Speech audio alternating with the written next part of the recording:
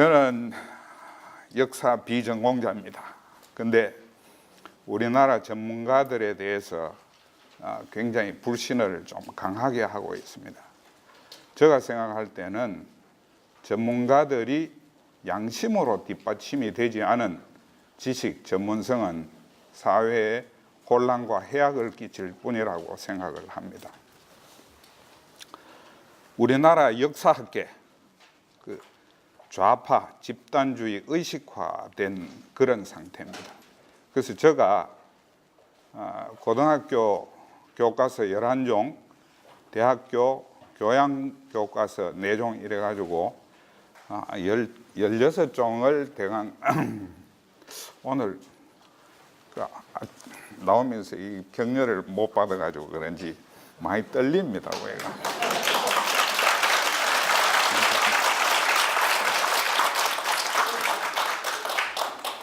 그래서 16종의 교과서를 검토를 다 했는데 제가 압축을 하자면 이렇습니다.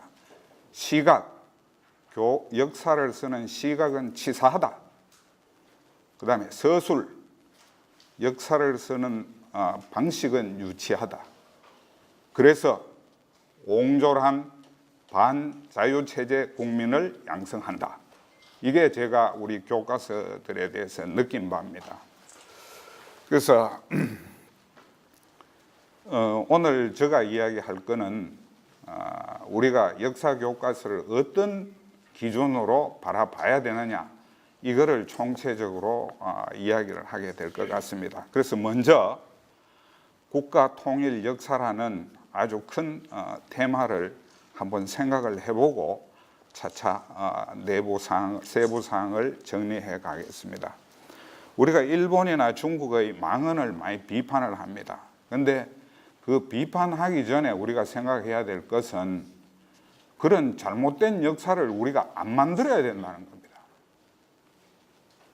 망언을 비판하는 것보다는 일제의 침략을 안 당해야 되고, 또 망언을 듣기 전에 중국하고 대등하게 싸울 수 있는 힘과 논리를 길러줘야 된다는 겁니다. 그게 우리가 역사에서 배울 일이라고 생각을 합니다. 그런데 고대사에서 현대사에 이르기까지 우리나라는 국제 대응에 실패하면 반드시 나라가 비극을 겪게 되는 그런 역사를 계속 이어왔습니다. 현대 중국에 또 일본, 러시아 이런 주변국들과 그 북한의 공통점을 보면 저는 그걸 일당국가라고 이야기를 하는데, 물론 이 말이 적합한 말은 아닙니다. 하지만 이 사람들은 적어도 바른 방향이든 그런 방향이든 한 방향을 지금 유지를 하고 있다는 겁니다. 일본이 정권이 바뀌어도 제국주의에 대한 향수를 그대로 가지고 있고 독도 영유권에 대한 주장을 안 바꾸고 있습니다. 그러면 우리가 그 중에 중국, 일본, 러시아, 북한 이런 주변의 4나라를 가지고 있는 3나라 더하기 반란 집단입니다. 우리가 생존을 하기 위해서는 외교 안보에서나 역사에서 구심력을 확보하지 안 된다. 쉽게 이야기해서 우리는 작은 고추가 돼야 된다. 근데 고추는 매워야 제맛이 나는 거 아니겠습니까? 우리가 중심을 못 지키면 우리나라는 깨질 위치에 있는 그런 지정학을 가지고 있다는 겁니다. 그거는 과거부터 지금까지의 모든 역사가 그렇게 증명을 하고 있습니다. 그런데 현재 현실은 좌파 이념이 침투가 돼서 통일에서는 연방제, 역사에서는 좌편향, 외교 안보에서는 괴물 같은 그런 방향으로 지금 가고 있지 않습니까? 그래서 이게 결국은 나라가 지금 구심력을 유지를 못하고 뭔가 지금 잘못된 길로 계속 가고 있다는 겁니다. 그래서 이게 1980년대 이미 80년대 말 90년대 초에 공산주의로는 안 된다는 세계사적 결론이 있었습니다. 그런데도 불구하고 우리 한국만 거기에 역행을 하고 있는 거거든요. 저는 개인적으로 생각할 때 친북은 반통일 세력이다, 친북은 반자유 세력이다, 이렇게 규정을 합니다. 뿐만 아니라 지난 현대사들을 돌아보면 우리가 30년 통일 호기를 못 살리고 계속 상황을 나쁘게 만들어 왔습니다. 조금 전에도 지적을 하셨지만 자유에 대한 충분한 경계와 자유를 유지하기 위한 자유 비용을 우리가 지출하지 않았기 때문에 우리는 지금 월남하고 비슷한 그런 상황으로 가고 있는 게 아닌가 생각을 합니다. 물론 상황은 많이 다르지만 월남에서는 자유월남이 있었고 북에는 공산주의 월맹이 있었습니다. 그런데 남해는 남베트남 민족전선이라는 베트콩 세력이 있었습니다. 조금 이게 비약이 되고 과장이 되겠지만 지금 우리나라의 현재 대한민국은 말하자면 그 과거의 베트남에서 베트콩 세력이라는 이런 사람들이 우리 남한을 조각을 내고 있다는 거죠. 잘못된 길로 끌고 가고 있다는 겁니다. 그 결과 어떻게 됐습니까? 베트남은 공산화가 됐습니다. 그런데 우리나라는 베트남처럼은 아니지만 그와 유사한 길로 갈 가능성은 남아있다. 저는 그렇게 생각을 합니다. 그래서 이게 우리가 그동안 자유는 공짜다.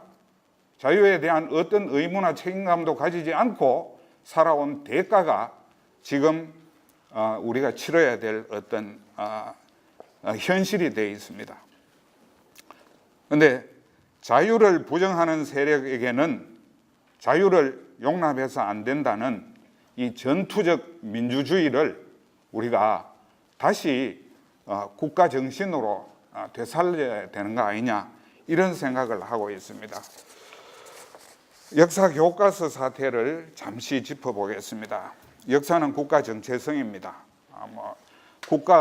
그래서 저는 그걸 국가의 대본이라고 이렇게 이야기하는데 역사를 통해서 우리가 나라의 실존, 실제를 인식하고 또 역사를 통해서 학생이나 또 국민들이 우리나라에 대한 이미지를 생산하고 유지하고 확대한다고 그렇게 생각을 합니다. 그런데 현 역사 교육성은 제가 교과서 분석을 해본 결과 정당성을 상실했다. 퇴행적 작영화가 15년 동안 지금 지속되고 있다는 겁니다. 그럼 지금 15년 동안 일이 이렇게 되도록 뭐 하고 있었느냐? 보수 세력은 뭘 했느냐? 이런 우리가 치열한 반성이 필요한 상황이라고 생각을 합니다. 그리고 그 15년 동안 정교조 등 좌파 단체들이 역사 해석을 독점하기 위해서, 다시 말해서 우리의 정상적인 역사관을 부정하기 위해서 교학사 교과서와 국정교과서에 대해서 무차별적인 공격을 했습니다. 그런데 내용을 살펴보면 어떠냐? 검정 7종 좌파 교과서에서 오류가 훨씬 많습니다. 기본적으로 국가 기본 가치가 훼손되고 있다는 겁니다. 그런데 여기에 대해서 우파나 보수 쪽에서 법적 제재 등, 제가 여기서 말하는 법적 제재는 좀 심하게 이야기하면 국가보안법입니다. 이런 제재가 조직적, 체계적으로 일어나지 않았기 때문에 결국은 우리가 그 소수의 좌파들한테 나라 전체를 지금 헌납을 했다 해야 됩니까? 아니면 장악을 당해야 됐다. 그런 상황이 된 걸로 보입니다. 그런데 이번 새 정부도 역시 역사 바로 세우기에 대한 토론회나 어떤 공청회도 없이 국정교과서를 일방적으로 폐기했습니다. 역사에 대한 고민이 없다고 저는 그렇게 생각하고 그분들의 사고가 처음부터 뭔가 좀 이상한 방향으로 흘러 있는 거 아니냐 이렇게 생각하는데, 우리가 이런 궤도 이탈한 권력에 대해서 국민이 감시하고 때로는 필요하다면 저항을 해야 됩니다. 그런데 지금 우리 우파 보수 쪽에서는 대체로 논리도 부족하고 행동성도 부족하고, 이거는 해방 이후부터 지금까지 계속 그랬습니다. 그러니 그런 점을 국민의 힘을 조직화하고 체계화할 수 있는 그런 어떤 조직력을 기르지 않고서는 이 난국을 돌파하기가 굉장히 어려울 것 같다, 이런 생각을 하고 있습니다. 다음으로 역사교과서 서술 지표를 보겠습니다. 우선 우리 헌법 기본 가치와 국가 기본 가치는 지켜져야 되겠죠. 나라 없는 역사가 무슨 의미가 있겠습니까? 근데 이 헌법 기본 가치가 사실은 안 지켜지고 있다는 겁니다. 어떤 의미에서 우리 기본 가치는 개인의 기본권, 인간의 기본권을 유지해주는 자유주의, 그 다음에 국민 주권에 바탕한 민주주의, 경제 주체의 자율성을 허용하는, 인정하는 시장 경제, 이 세 가지가 우리 헌법 정신이죠. 그런데 이 세 가지는 따로 떨어진 것 같지만 이걸 통합해서 생각하지 않으면 안 됩니다. 이거를 서로 다른 하나하나로 생각하면 안 된다는 겁니다. 이 헌법 기본 가치가 지금 교과서에서는 거의 무너지고 있다. 둘째, 국가 기본 가치. 국가 기본 가치는 우리가 독자성이나 자주성 아니겠습니까? 나라로서. 그 다음에 역사의 의미, 적어도 일정 부분에서는 국민을 통합할 수 있는 그런 아이디어나 이념을 생산할 수 있어야 되는데 그게 지금 완전히 거꾸로 가고 있다는 겁니다. 국민 통합이 아니고 국민 분산, 이런 쪽으로, 국민 분열, 이런 쪽으로 가고 있다는 겁니다. 그럼 세 번째 우리 역사 교과서가 생각해야 될 것은 국제 관계성입니다. 한국사는 우리나라만으로 이해할 수 없습니다. 가깝게는 동아시아사, 멀리는 세계사에서 우리가 우리 역사를 파악하지 않으면 안 되는데 이런 국제 관계성이 우리 교과서에서는 거의 무시되거나 그 부분에 대한 고려가 아주 부족하다는 사실입니다. 그런데 우리가 한번 지금까지의 역사를 한번 돌아보자고 해요. 지금 우리 북쪽에 있는 몽고, 북한, 만주 지역은 소련이 나라를 만들었거나 만들려고 했던 부분입니다. 그런데 이 만주는 그때 고강이라는 동북 삼성 지역에 독자적인 나라를 거의 가지고 있었어요. 화폐도 중국 화폐와 다른 화폐를 사용했습니다. 그때 스탈린의 생각은 중국이 소련이 중국을 제어하기 위해서는 몽고, 그 다음에 만주, 북한 이런 거를 전부 다 자기 휘하에 두고 있으면 소련의 입지가 살아나는 거 아니겠습니까? 근데 실제로 몽고는 중국한테 이 나라를 인정하라고 강제했는 거고 북한은 자기들이 만들었고 만주는 그러면 어떻게 됐느냐? 중국이 6.25에 참전한 대가로 거기에 대한 나라 세우는 것을 제가 포기했다고 그렇게 생각을 합니다. 그뿐만이 아닙니다. 지금 대만이 아주 자유민주국가로서 잘 살고 있지만 만약 6.25가 없었다면 대만은 중국에 병합됐습니다. 그때 미국에서는 대만이 중국에 병합된다는 걸 당연시 했었고 또 중국은 6.25 한국 전쟁이 없었다면 제일 먼저 대만을 병합하기로 마음을 먹고 있었습니다. 그런데 이게 고마 6.25 전쟁이 터지는 바람에 대만에 대한 병합이 무산돼 버린 거죠. 그러고 냉전이 본격화되면서 대만, 남한, 일본으로 이어지는 이 미국 해양 세력이 대치하게 되는 이런 국면이 됐거든요. 그래서 이게 우리 역사를 애들한테 가르칠 때 국제관계를 염두에 두지 않고 가르친다는 건 이 말이 안 된다는 겁니다. 근데 지금 우리 교과서에 그런 정신이나 생각이 없어요.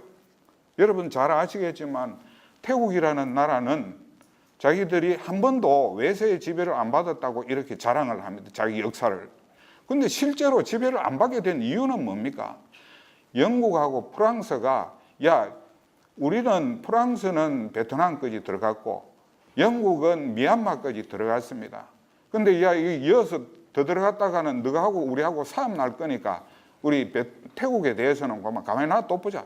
이래가 태국이 외세 침범을 안 받은 거거든요. 그래서 우리가 모든 생각을 이런 좀 국제적인 의미에 맞추어서 역사 해석을 해줘야 애들이 두 번 다시 우리가 그랬던 과거의 잘못된 역사를 반복하지 않을 거 아니냐 하는 그 생각을 하는 겁니다. 그다음에 우리 역사 교과서 서술 지표 하나는 실용주의입니다. 지금 이 사람들이 쓰고 있는 교과서를 보면요, 실용하고는 완전히 백촌이 넘었는 그런 상황입니다. 실용하고 개인 관계에 있는 게 뭐고 하면 이념성이거든요. 이념은 절대로 현실을 해석을 다 못 해냅니다. 그거는 망원경 정도밖에 안 됩니다. 아니면 현미경 정도밖에 안 된다고요. 우리 현실 생활을 전부 다 그 이념이 해석을 못 해준다고.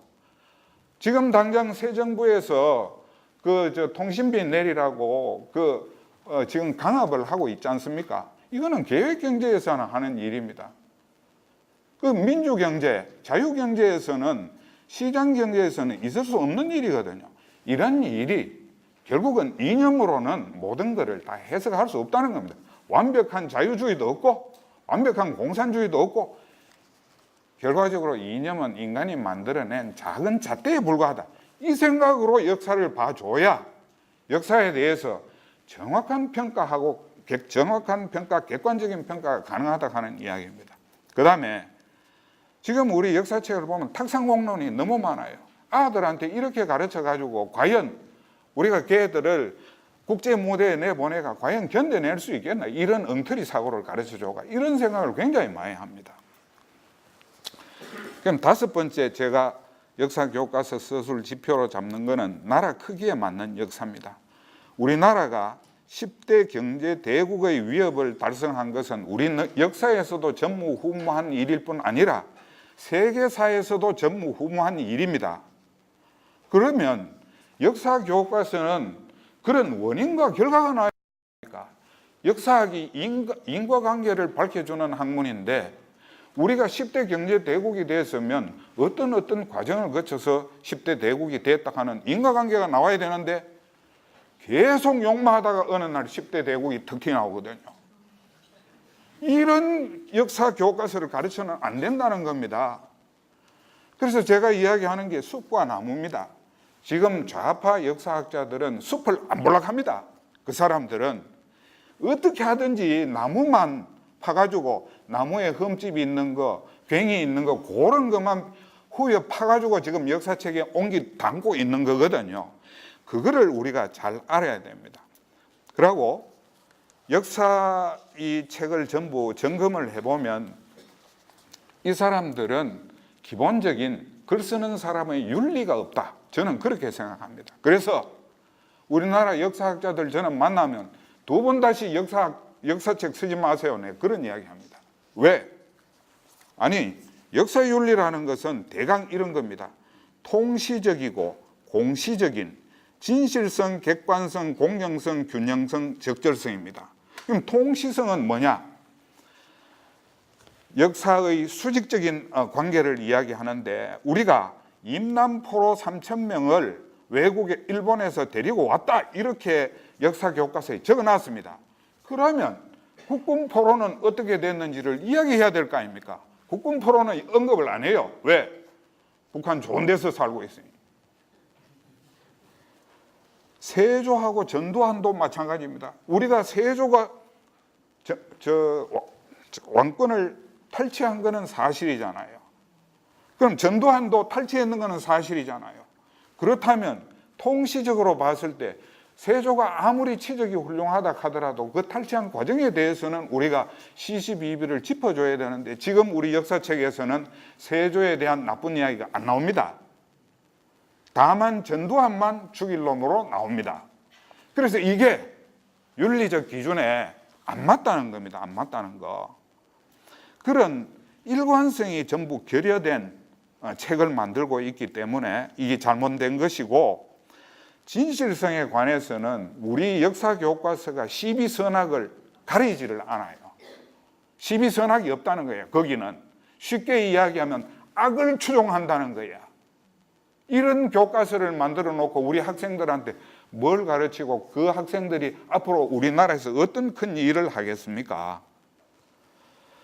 한 개 짚고 넘어가야 될 것은 그 헌법 기본 가치의 민주주의라고 이야기했는데, 저쪽에 좌파에서는 민중민주주의라고 이야기합니다. 이거는 인민대중민주주의를 줄인 말입니다. 그래서 여러분들이 앞으로 민주주의를 이야기할 때 자유민주주의는 오케이인데 민중민주주의나 인민대중민주주의 이거는 절대로 용납해서 안 됩니다. 이게 바로 사회주의 사상입니다. 그래서 여러분들이 거기에 속아서는 안 된다는 거죠. 그래서 역사 교과서 지난번 검증이 있을 때 수정을 요구했잖아요. 자유민주라고 적어라. 못 적는다 이렇게 했거든요. 그 자유민주 못 적는다는 말이 뭐겠습니까? 대중민주주의 하겠다는 이야기 아닙니까? 그걸 우리가 꿰뚫고 있어야 됩니다.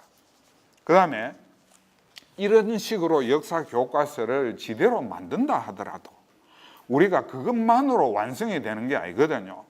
역사 교육의 외부 조건, 제가 생각하는 5가지 정도가 이게 정리가 안 되면 우리 역사 교육 정상화가 불가능하다는 겁니다. 첫째, 교과서 시장을 정상화해야 됩니다. 이 좌파 집단들이 교과서 시장에 뭐 총만 안 들었지 이거는 뭐 완전히 조직 뭡니까 폭력이나 다름없는 그런 행동을 하고 있는데 우선 진입 장벽을 칩니다.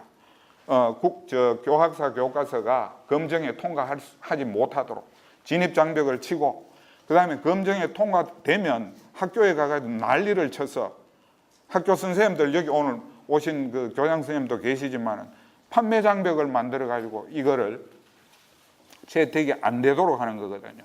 이런 시장을 놔둔다는 게 아니 우리가 지금 뭐 시장에 말이야 갑질하는 것까지도 전부 다 시비를 거는 상태에서 왜 정신적인 산물인 역사 교과서를 가르치는 데서 이런 폭력을 그냥 허용하느냐는 거죠.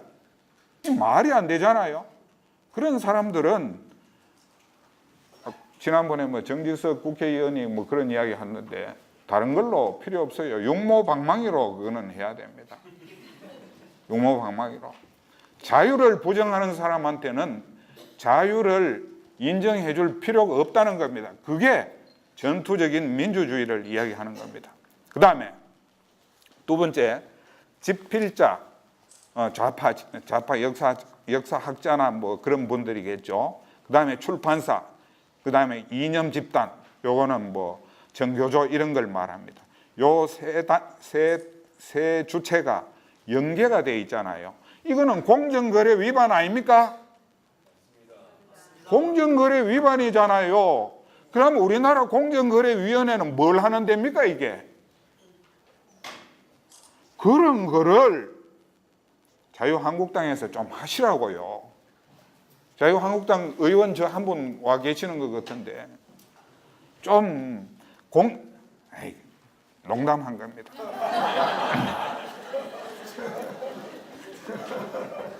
공정거래 위반을 이런 데 적용을 해야 된다는 겁니다. 이런 데. 그 다음에 역사교과서는 이거는 개인의 사익을 챙길 수 있는 그런 분야가 아닙니다. 이거는 국가의 정신을 국민들한테 알리고 우리의 공감대를 형성하고 문화를 같이 공유하는 그런 일인데 어떻게 이거를 개인의 사리 추구의 대상으로 이 교과서 문제를 내버려 둘 수 있다는 겁니까? 그러니까 회계 공개도 의무화해야 되고 역사 교과서나 주요 교과서에 대해서는 공익관리 체제를 도입해 가지고 이것이 어떤 시장 논리에 의한 영리 추구의 수단이 되도록 가만히 놔둬서는 안 된다는 게 저의 생각입니다. 맞죠? 예.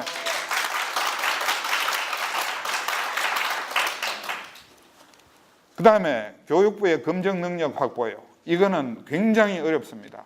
어려우니까 복잡한 문제는 넘어가겠습니다. 그 다음에 역사윤리 교육을 강화해야 돼요. 지금 가르치는 이 역사 교육은 안 됩니다. 이거는 제가 보기에 지식인을 가르치는 게 아니고 건달을 만들어내는 그런 교과서를 지금 사용하고 있다고요. 그러니까 자질 갖춘 역사 교사를 양성하지 않으면 아무리 좋은 교과서 만들어 놔도 그걸 어떻게 가르치겠습니까?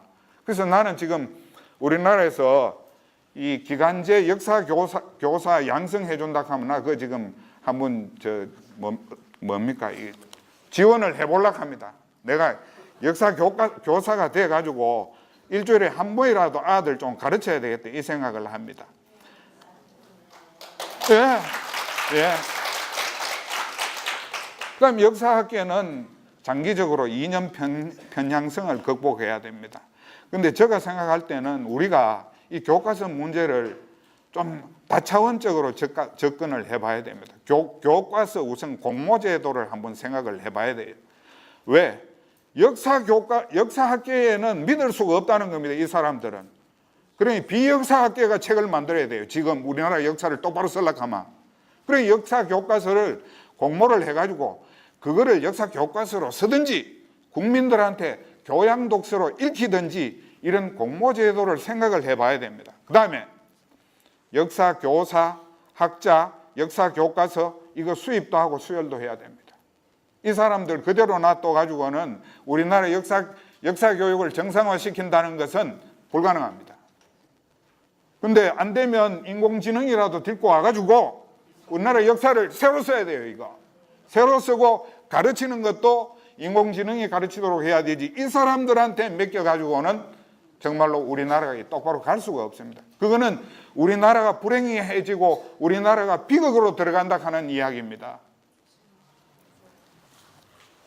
이런 것들이 우리나라 역사 교과서의 지금 문제점을 제가 대강 정리를 한 건데요. 제가 역사 교과서 분석을 했는 경우는 대략 이렇습니다. 검정 8쪽만 기준으로 하겠습니다. 우수 교과서는 없습니다. 제가 생각할 때. 왜? 국제관계성에서 전부 완전히 낙제점이에요. 적합한 교과서는 교학사 교과서 하나 정도.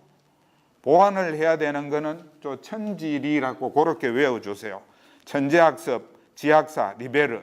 요거는 저는 솔직하게 말해서 보완이라고 했지만 속마음은 보완이 아닙니다. 이게 하도 답답하게 보완이라고 했지 속마음은 너무 새끼들 째뿔라네 이 생각을 하고 있거든요. 그 다음에 부적합이 있죠. 미비금두입니다. 미래엔, 비상교육, 금성, 두산동화 이런 것들은요. 여기 부적합이라고 적었는 거는 제가 감정을 굉장히 억제해가지고 부적합이라고 한 거고 솔직히 말씀드리자면 이건 불온서적입니다. 현대사가. 여러분들 자녀가 지금 그런 교과서를 지금 읽고 있다고요. 근데 제가 놀랐는 거는 지난번에 국정교과서 저지 네트워크 상임 대표라는 분하고 대구 TBC에서 교과서 토론을 한번 했습니다. 1대1로. 근데 그분이 지금 우리나라 8종 교과서를 평가하는 것이 우편향 하나 좀 나와 있습니다. 중도 교과서가 넷, 중도 좌파가 세 권이라고 이렇게 이야기를 하더라고요. 그게 바로 지금 좌파들이 가지고 있는 생각입니다. 이 좌파는 저는 좌파도 아니고 우파도 아니고 중간파지만 사실은 우파에 좀 가까운 사람이지만 그 사람들의 시각은요. 이거 빨리 대한민국을 공산화시켜야 된다 이 생각을 가지고 있는 것 같아요. 현대사 분석해 볼게요. 보면 고대사부터 그 근세사까지는 막 근거히 넘어갑니다. 읽으면 막 좀 기분 나쁠 때도 많지만 근거히 넘어갑니다. 근데 현대사 넘어오면 완전히 이거는요 마약 먹고 쓰는 글이래요. 그러니까 이거는 제정신으로 쓴 글이라고 볼 수가 없다니까요. 그게 고등학교 교과서만 그런 게 아니고 대학교 교양 교재도 똑같습니다. 이거는 쥐약 안 먹고는 이렇게 도저히 쓸 수 없는 교과서를 만들어 놨더라고요. 그래서 여기 또 아까 전에 이야기 반복됩니다. 보완, 천재교육, 리베르, 지학사 리베르 26.2%입니다. 이 점유율이. 부적합 교과서가 미래엔, 비상교육, 금성, 두산동화 73.6%입니다. 지금 적합한 거는 교학사 0.1%인데 99.9%가 잘못된 교과서로 우리나라를 배우고 있다. 이렇게 생각하시면 되는 겁니다. 그러면 제가 이런 교과서가 잘못됐다면 여기에 대한 내재적인 분석을 해줘야 되겠죠. 분석, 보완 또는 부적합 사유가 나와 있습니다. 첫 번째가 국채 부정입니다. 근데 거기 나오는 중에 제일 먼저 나오는 것이 대한민국 건국이냐 대한민국 수립이냐 정부 수립이냐 이것 가지고 역사학계가 머리통을 쥐 뜯어가면서 싸우더라고요. 근데 저 같은 일반 상식인의 입장에서 보면 전부 다 저 땅속에 묻어뿌려야 되는데 이래 생각했습니다. 아니 우리 역사책에 보면 고려 건국, 조선 건국, 신라 건국, 백제 건국, 뭐 고구려 건국 다 돼 있는데 대한민국만 건국을 못해요. 이런 게 어딨노 말이 이런 게. 아니 다른 과거의 나라들은 전부 다 건국인데 대한민국만 건국이 안 돼. 이거 탁상공론 아니고 뭡니까? 맞죠? 아유 기가 막혀요. 숨 막힙니다 정말로. 그럼 저 사람들이 은필칭 이승만, 박정희, 전두환 독재 미화는 불가하다 이렇게 이야기합니다. 내가 언제 미화 하락했나? 저도 미화하는 거 안 원합니다. 그런데 미화를 하지 마라 해놔놓고 하는 교육이 뭔가 하면 이 사람들을 증오하는 교육을 한단 말입니다. 우리 교과서가 그렇게 쓰여 있다고요. 그러면 이 교과서가 어디 뭐 이념서적이고 어디 뭐 우리나라 반동계에 내는 그런 어떤 뭐 집단에서 만드는 겁니까? 아닙니다. 이거는 우리나라 대한민국이 만드는 교과서입니다. 그래서 적어도 애들을 가르치는 부분에서만큼은 정오를 심어서는 안 되겠죠. 적어도 합리적인 판단을 할 수 있도록 해야 되고 그 사람들이 정상적인 민주시민으로 자유민주시민으로 거듭날 수 있도록 가르쳐야 되는 게 우리의 의무입니다. 왜? 그렇게 안 하면 우리나라는 망하니까. 북한처럼. 그거를 정오교육을 시키고 있다는 겁니다. 어떤 식으로? 이승만은 친일파 낙인을 찍어보고 박정희는 유신독재 낙인을 찍습니다. 전두환은 그보다 더 품위가 떨어져 가지고 이 사람은 아예 우리나라 역사에서 지워야 될 사람이다. 이렇게 지금 역사 교과서는 적고 있는 겁니다. 저도 이승만, 박정희, 전두환 다 싫어해요. 나는 우리 마누라 말고는 좋아하는 사람이 없습니다.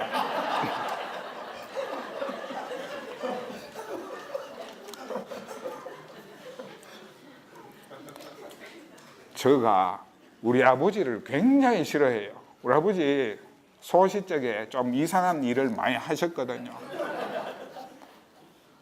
근데 내가 우리 아버지를 욕하는 거는 괜찮은데 내 옆에 있는 친구나 다른 사람이 우리 아버지 막 욕하면 내가 이 도분 나잖아요. 성질 나잖아요. 마찬가지입니다. 내가 본래 이승만, 박정희, 전두환에 대해서 별로 호감이 없었는데 이 사람들을 막 난도질을 하니까 이놈 아들이 너무 심하잖아. 이 생각이 들었던 겁니다.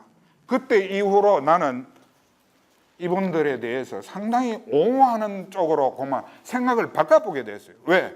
저쪽하고 균형을 지켜줘야 되겠다 싶어서. 그래서 이 새 대통령에 대한 비판을 어떻게 하느냐 하면 정치는 전부 부정일변도입니다.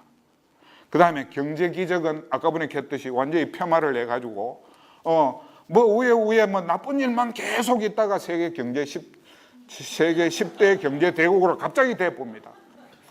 그 다음에 반기업 반시장 정서를 주입합니다. 그 다음에 베트남 전쟁 서술을 보면요 참 기가 막히거든요. 거기에 대해서 우리 역사책들이 이야기하고 있는 게 좌파 쪽의 말입니다. 적고 있는 것이 어떤 내용인가 하면 베트남에서 돈 좀 벌어왔다.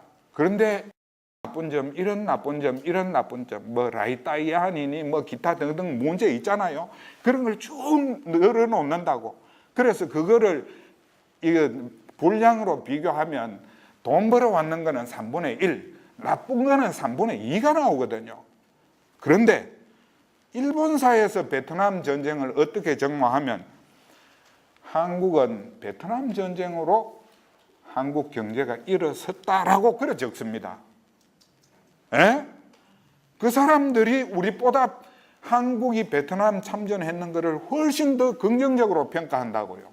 그 다음에 재행 끝머리 가가지고 딱 한 문장으로 좀 나쁜 짓도 저질렀다.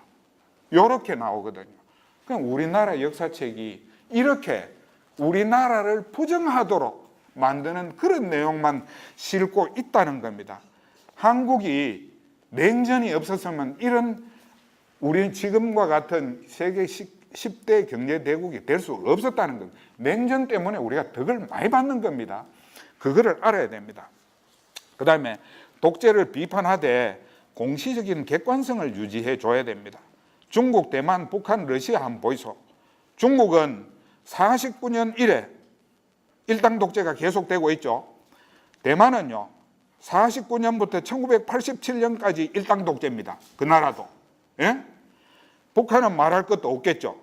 러시아는 1917년 이래 일당 독재 지금까지 계속되는 거 아닙니까? 그 나라는 야당 없습니다. 지금도.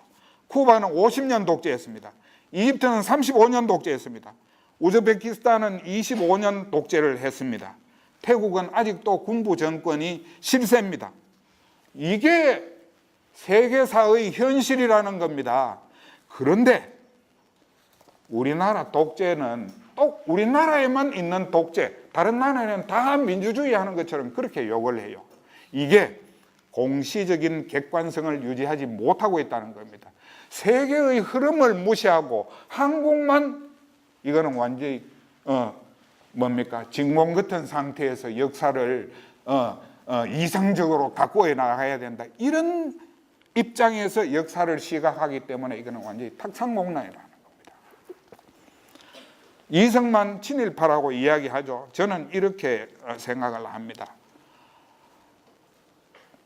저 사람들은 이승만이 식민 지배를 어떻게 규정을 했습니까? 탐욕과 폭압의 지배라고 이야기했습니다. 그 다음에 평화선언을 설정했고 일본 중심의 우리나라 원조 정책에 반발을 했고 대마도 영유권을 주장했습니다. 이 사람은 아무리 봐도 죄송합니다. 어른한테 이 사람 해가지고 이승만 대통령은 아무리 봐도 민족주의자입니다. 다만 한 가지 친일파를 청산 못했다고 이야기하잖아요. 그거는요 이런 겁니다. 제가 요새 스트레스를 많이 받아가지고 원형 탈모가 좀 생겼어요. 여기에 요 탈모된 걸 보고 이 대머리 새끼 하는 거하고 똑같은 겁니다. 그게 탈모, 그거를 대머리라고 좌파에서 붙이는 겁니다. 그것만 보는 거예요. 그런데 우리는 친일파를 청산 못했죠. 그러면 미국은 2차 대전 전쟁 범죄를 청산했습니까? 못했습니다. 일본 전범 재판에서 2차 대전 전범을 처음에는 처단을 하려고 했는데 결국은 흐지부지대가 9명 죽고 나머지는 다 석방돼보고 그중에 어떤 놈은 일본 총리까지 됐잖아요. 그게 역사 현실이라는 겁니다. 그럼 미국은 처음에 2차 대전을 이루는 전범국가를 단죄해야 된다고 생각했지만 냉전 때문에 단죄를 못했는 겁니다. 이승만 대통령이 형편만 좀 나았으면 왜 단죄를 안 했겠습니까? 그 사람이 얼마나 고집신 사람이고 얼마나 그 참 괴상망측한 사람인데 친일파 단죄를 못하도록 만드는 것은 좌파들 때문에 그런 거 아닙니까? 11폭동이 일으키고 4.3 폭동이 일으키고 온갖 난리를 친 사람들 때문에 친일파를 청산하고 싶어도 청산을 할 여유가 없었잖아요. 국가가. 넘어가겠습니다. 두 번째 국채부정 중에서 좌편향이 있는데 시간이 많이 안 지나간지 모르겠습니다. 30분 하면 그만해야 된다 했는데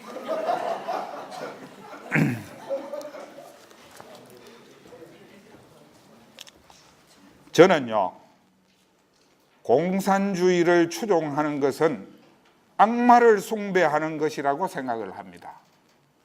조금 극단적으로 이야기합니다. 여러분들 구미에 맞게 이야기하기 위해서. 왜? 공산 이념이나 체제의 희생자를 한번 보이소. 스탈린 때 4천만이 죽었죠. 모택동 때 7,500만이 죽었죠. 그중에 대약진 운동하면서 4,500만은 굶어 죽었습니다. 문화대혁명 때 500만이 죽었습니다. 김일성 때 6.25 전쟁처가 400만 죽었죠. 김정일 때 자력경제 한다 해가지고 200명 군화직 있죠. 캄보디아 론놀 정권은 이거는 공산주의 급진혁명을 한다고 국민의 4분의 1, 200만을 죽였습니다. 여기 공통점이 뭡니까? 전부 다 공산주의입니다. 이게 우리가 그때 공산화가 됐다면 아마 여러분들 중에서 여 없는 사람이 많이 있을 겁니다. 왜? 아버지 엄마가 상당히 먼 데로 가셨을 거니까. 그래서 좌편향은 국민의 기본권, 국민 주권, 경제 자율성 그거를 전부 인정하지 않았기 때문에 결과적으로 사람들을 무참하게 죽이고 사람들을 굶어 죽게 만든 체제였다는 겁니다. 그래서 좌편향하면 안 됩니다. 이거는 저 사람들은 우리가 그냥 참고용으로 가 있어야 되지 그 사람들이 우리 사회의 주류가 되면 우리 사회는 잘못 가는 겁니다. 그렇죠? 참고는 필요해요. 그런 사람이 있어야 우리가 교만에 빠지지 않으니까. 근데 우리나라 지금 역사 교과서의 좌편향을 보면요, 김일성이 보천보 전투를 대서특필을 해놨습니다. 동아일보 그 기사를 빌려가지고. 그런데 이게 진짜 김일성이가 이 전투를 했느냐? 알 수 없습니다. 저도 언론인 출신입니다. 신문기자 출신이에요. 저는 신문 안 믿습니다. 아까부터 이야기했지만 우리 마누라 빼고는 믿는 게 별로 없습니다. 내가. 그러니까 보천보 전투에 김일성이가 참가했다 하는 이 말은 진실성을 우리가 확보할 수가 없습니다. 설사 김일성이가 보천보 전투를 자기가 해가지고 실제로 뭡니까 일본인 요리사 한 명 죽이고 도망갔다 이 하던데 그런 일을 설사 했다 하더라도 그게 그때 당시에 동아일보에서는 국민들한테 좀 희망적인 뉴스를 주고 안 싶었겠습니까? 이런 기라도 전달해가지고 없는 이야기라도 만들어내고 싶은 기분이었을 거란 말입니다. 그러니까 그런 기사가 나왔을 가능성이 있고 그게 진실이라 하더라도 김일성이가 그 뒤에 한 짓을 보면 이거는 우리 역사에서 지워야 될 내용입니다. 왜? 그러면 이완용이가 훌륭한 일을 했는 거를 갖다가 우리가 역사책에 그대로 기록할 수 있습니까? 안 되죠. 안 되니까 당연히 안 되죠. 해방전국에서 보면 김일성이, 박헌영이, 여훈영 이런 사람들을 얼마나 치키 세우는지 압니까? 어떤 책들은? 여훈영에 대해서는 우리가 판단을 유보를 해야 되지만 그렇지만 여훈영이가 그때 종로 초등학교에 가가지고 사람들이 운집해가 막 환호를 하고 이런 이상한 문구를 써놨는 것 때문에 내가 여훈형에 대해서 이래서는 안 된다고 이야기하는 겁니다. 그 다음에 6.25 전쟁 범죄를 외면했죠. 1950년 9월 한 달 동안 인민재판해가지고 14,000명을 죽였습니다. 예? 이게 끝났으면 왜 되겠습니까? 한 달 동안 14,000 죽였는데. 그 다음에 주체사상, 천리마 운동, 4대 노선 이런 것들을 무비판적으로 수용하고 미화를 합니다. 그 다음에 3대 세습에 대해서 중립적인 서술을 하죠. 근데 우리가 언론에서는 이걸 중립편향성이라고 이야기합니다. 왜? 나쁜 것은 나쁘게 써줘야 되고 좋은 것은 좋게 써줘야 이게 중립성인데 나쁜 것을 중립적으로 써주면 이거는 중립편향성이 되는 거거든요. 그래서 우리 지금 역사 교과서들은 아주 잘못 쓰였다는 겁니다. 그 다음에 아사 사태, 탈북자, 정치범 이런 데 대한 북한 주민의 생존권이나 인권 상황에 대해서는 언급을 회피합니다. 그 다음에 남한에 대한 무력 도발이나 안보 위협에 대해서는 얼버무리거나 아예 누락시킨 내용이 굉장히 많습니다. 아웅산 테러 같은 거를 아예 빼뿐 경우가 많다는 겁니다. 그 다음에 보적탑 사유 2번입니다. 보편적 역사, 빨간불이 와가지고 더 안 되겠습니다. 1분 만에 끝을 내려 가거든요.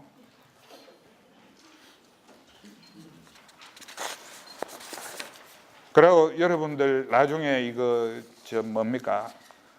역사 교과서 분석하실 때 초등학생 시, 중학생 편지, 고교생 결의문, 학도 의용군 편지, 소설, 영화, 신문기사 이런 거를 인용해가지고 역사 교과서를 쓴 거는 전부 다 잘못된 거라고 생각을 해 주시기 바랍니다. 역사는 과학이지 감상이 아닙니다. 이걸 엉터리로 지금 가르치고 있다는 거예요. 다음에 한 번 더 이런 포럼을 만들어 주시면 나와서 다시 이야기하겠습니다. 감사합니다. 감사합니다.